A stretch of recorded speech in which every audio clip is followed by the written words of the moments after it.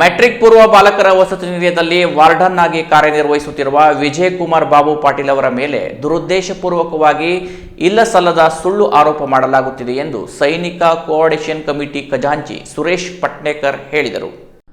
ಕಾರವಾರದಲ್ಲಿ ನಡೆದ ಸುದ್ದಿಗೋಷ್ಠಿಯಲ್ಲಿ ಮಾತನಾಡಿದರು. ವಿಜಯಕುಮಾರ್ ಮಾಜಿ ಸೈನಿಕರಾಗಿದ್ದು ಹಳಿಯಾಳಕ್ಕೆ ಬಂದ ದಿನದಿಂದಲೇ ಪರಿಶಿಷ್ಟ ಪಂಗಡಗಳ ಮಕ್ಕಳ ಅಭಿವೃದ್ಧಿಗೆ ನಿಸ್ವಾರ್ಥ ಮನೋಭಾವನೆಯಿಂದ ಒಳ್ಳೆಯ ನಿಷ್ಠೆಯಿಂದ ಸೇವೆ ಮಾಡುತ್ತಿದ್ದು ಹಾಗೂ ರಾಷ್ಟ್ರಮಟ್ಟದ ಹಾಗೂ ರಾಜ್ಯ ಮಟ್ಟದ ಕಾರ್ಯಕ್ರಮಗಳಿಗೆ ಜಿಲ್ಲೆಯ ಬುಡಕಟ್ಟು ಸಮುದಾಯದ ಮಹಿಳಾ ಹಾಗೂ ಪುರುಷರ ಕಲಾ ತಂಡಗಳನ್ನು ವಿವಿಧ ರಾಜ್ಯಗಳಿಗೆ ಕರೆದುಕೊಂಡು ಹೋಗಿ ಪ್ರಶಸ್ತಿಗಳನ್ನು ಪಡೆದುಕೊಂಡು ಬಂದಿದ್ದು ಇರುತ್ತದೆ.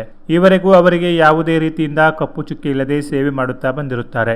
ಎಲ್ಲಾ ಸ್ಥಳೀಯರು, ಎಲ್ಲಾ ಸಮಾಜದವರು, ವಸತಿ ನಿಲಯದ ಸಿಬ್ಬಂದಿ, ಮಕ್ಕಳು, ಅಧಿಕಾರಿ ವರ್ಗದವರು ಹಾಗೂ ಪಾಲಕರು ಪ್ರಶಂಸೆ ಮತ್ತು ಗೌರವ ನೀಡುತ್ತಾ ಬಂದಿರುತ್ತಾರೆ. ಇಲ್ಲಿಯವರೆಗೂ ಅವರ ಕುಟುಂಬದವರು ಗೌರವಸ್ಥರಾಗಿ ಶಾಂತಿ ನೆಮ್ಮದಿಯಿಂದ ಜೀವನ ಮಾಡುತ್ತಾ ಬಂದಿರುತ್ತಾರೆ. ಆದರೂ ಕೂಡ ಅವರ ಮೇಲೆ ಇಲ್ಲಸಲ್ಲದ ಆರೋಪ ಮಾಡುತ್ತಿದ್ದಾರೆ ಎಂದರು. ಮಾಜಿ ಸೈನಿಕರಾದ ವಿಜಯಕುಮಾರ್ ಪಾಟೀಲ್ ಅವರು ಭಾರತೀಯ ಸೇನೆಯಲ್ಲಿ ಸತತವಾಗಿ 17 ವರ್ಷ ಸೇವೆಯನ್ನು ಸಲ್ಲಿಸಿ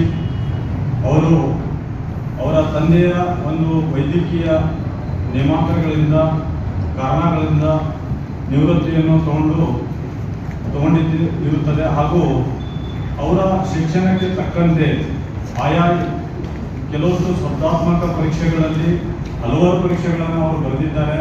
ಹಲವಾರು ಇಲಾಖೆಗಳಲ್ಲಿ ಸೇವೆಯನ್ನು ಸಲ್ಲಿಸಿದ್ದಾರೆ. ಉತ್ತಮವಾದ ಸೇವೆಯನ್ನು ಅವರು ರಾಜ್ಯ ಸರ್ಕಾರಕ್ಕೆ ಮಾಡಿಕೊಟ್ಟಿದ್ದಾರೆ.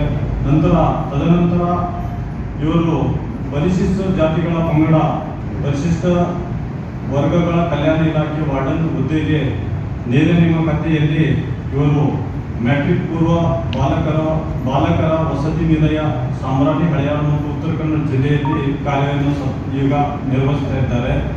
ಇವರ ಕುಟುಂಬದ ವಿವರ ಏನಂದ್ರೆ ಇವರು ಸಹ ಒಬ್ಬ ಮಾಜಿ ಸೈನಿಕರು ಹಾಗೂ ಇವರ ತಂದೆಯವರು ಸಹ ಮಾಜಿ ಸೈನಿಕರು. ಇವರ ಮೇಲೆ ಸುಳ್ಳು ಆರೋಪಗಳನ್ನ ಮಾಡಿ ಇವರ ಕುಟುಂಬದ ತೇಜೋವಧೆ ಆಗ್ತಾ ಇದ್ದಂತ ಕ್ರಮಕ್ಕಾಗಿ ನಮ್ಮ ಮಾಜಿ ಸೈನಿಕರ ಸಂಘಕ್ಕೆ ಅವರು ಪತ್ನಿ ಅಂಬಿಕಾ ಅವರು ನಮಗೆ ಅರ್ಜಿಯನ್ನು ಸಲ್ಲಿಸಿದ್ದಾರೆ. ಅದರ ಪರವಾಗಿ ನಾವು ಇವತ್ತು ಇಲ್ಲಿ ಪತ್ರಿಕಾ ಭವನದಲ್ಲಿ ಸುದ್ದಿಗೋಷ್ಠಿಯನ್ನು ಮಾಡಲಿಕ್ಕೆ ಬಂದಿದ್ದೀವಿ. ಇಲ್ಲಿ ನಡೆದಿರುವಂತಹ ಕಾರ್ಯ ಏನಂತಂದರೆ, ಇಲ್ಲಿ ಮುಖ್ಯ ವಾರ್ಡನ್ ಆಗಿ ವಿಜಯಕುಮಾರ್ ಪಾಟೀಲ್ ಅವರು ಹಳಿಯಾಳ ಹಾಸ್ಟೆಲ್ನಲ್ಲಿ ವಾರ್ಡನ್ ಆಗಿ ಕೆಲಸ ಮಾಡ್ತಾ ಇದ್ದಾರೆ. ಅಲ್ಲಿ ಭಾರತಿ ಬಂಡಿವಟರ್ ಅನ್ನುವಂಥ ಒಂದು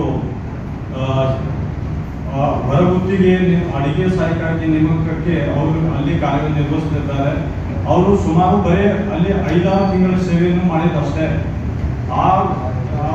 ಇದರಲ್ಲಿ ಅವರು ಸರಿಯಾದ ಸಮಯಕ್ಕೆ ಅಲ್ಲಿ ಬರ್ತಾ ಇಲ್ಲ, ಕೆಲಸಗಳನ್ನು ಮಾಡ್ತಾ ಇಲ್ಲ. ಯಾಕಂದ್ರೆ ಅಡುಗೆ ಸಹಾಯಕಿಗೆ ಕೆಲಸ ಮಾಡುವಂಥದ್ದು 6 ಗಂಟೆಯಿಂದ 10 ಗಂಟೆ ತನಕ, ಆಮೇಲೆ 4 ರಿಂದ 6 ಗಂಟೆ ತನಕ ಸಂಜೆ.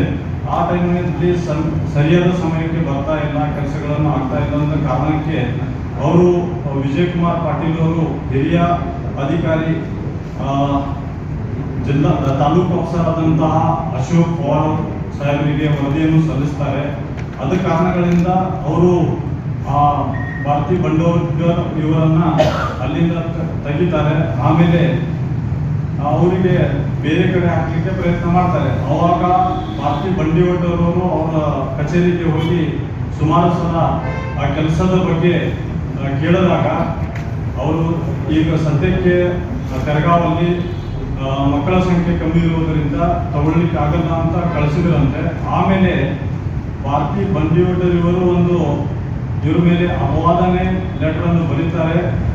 ಏನಂತ, ಇವರು ಇದಕ್ಕೆ ನನ್ನ ಕೆಲಸದಿಂದ ತೆಗಿಲಿಕ್ಕೆ ವಿಜಯಕುಮಾರ್ ಪಾಟೀಲ್ ಅವರೇ ಕಾರಣ ಅಂತ ಬರೆದಾಗ, ಮತ್ತು ಕೆಲಸದ ಸಮಯದಲ್ಲಿ ನನಗೆ ಲೈಂಗಿಕ ಕಿರುಕುಳ ನೀಡಿದ್ದಾರೆ, ಇಲ್ಲ ಸಲ್ಲದ ಸುಳ್ಳು ಅಪಾದನೆಗಳನ್ನು ನೀಡಿ ಅವರ ಮೇಲೆ ಒಂದು ಎಲಿಗೇಷನ್ ಲೆಟರ್ ಹಾಕಿದಾಗ ಈ ಅರ್ಜಿಗೆ ವಿಚಾರಣೆಗೆ ಅಶೋಕ್ ಪವಾರ್ ಅವರು ಕರೆದು ಆ ವಿಚಾರಣೆ ನಡೆಸಿ, ಅಲ್ಲಿ ವಿಚಾರಣೆ ನಡೆಸಿದಾಗ ಅಂಥದ್ದೇನೂ ಇಲ್ಲ, ಇದಕ್ಕೆ ಈ ಎಲ್ಲ ನಾನು ನೀಡಿದಂತಹ ಲೆಟರ್ನಲ್ಲಿ ಬರೆದಿದ್ದಂತಹ ವಿಚಾರಗಳು ಸತ್ಯಕ್ಕೆ ದೂರದಂತ ಘನೀಕೃತವಾದಂತಹ ದಾಖಲೆಯನ್ನ ಕೊಟ್ಟಿದ್ದು ಸಹ ನಮ್ಮ ಹತ್ರ ಇಲ್ಲಿ ಲೆಟರ್ ಇದೆ.